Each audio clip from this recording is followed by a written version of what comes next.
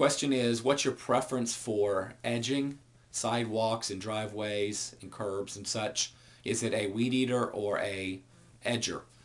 The preference is absolutely a stick edger. So not one of those push edgers, but a stick edger that's like a weed eater with blades on it. There's no question about it. So, and I could never argue the point that there are some guys out there that can take a weed eater and do an incredible job and create a pretty much a straight edge line with the weed eater. And it's absolutely more convenient.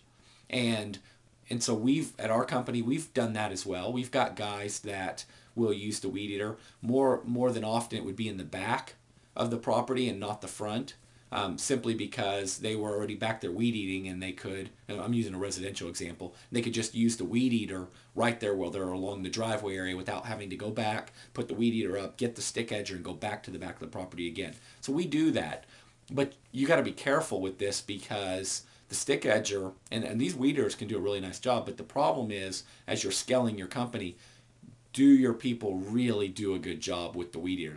Those guys are harder to find, and that stick edger just is a little bit more reliable with the straight edge line. It's a little easier to train the guys on, so you're going to get a more reliable outcome, more reliable product. So we would encourage the use of the stick edger, and I would absolutely personally say you want a good edge line. Some of the guys that don't focus enough on when they use the weed eaters, they never achieve a nice edge line. They're just kind of weed eating the grass, or as they get tired throughout the day, or if they get lazy, that weed eater starts to lean and they start to get a curvature to the edge line. So you can do that with the stick edger as well, but I see it less often. And so I would really recommend you use stick edgers. I really would. And some people, some homeowners, some property owners are savvy enough to know they don't like weed eaters being used. More often than not, the mistakes are made with weed eaters instead of stick edgers. And so I'd encourage you to use stick edgers.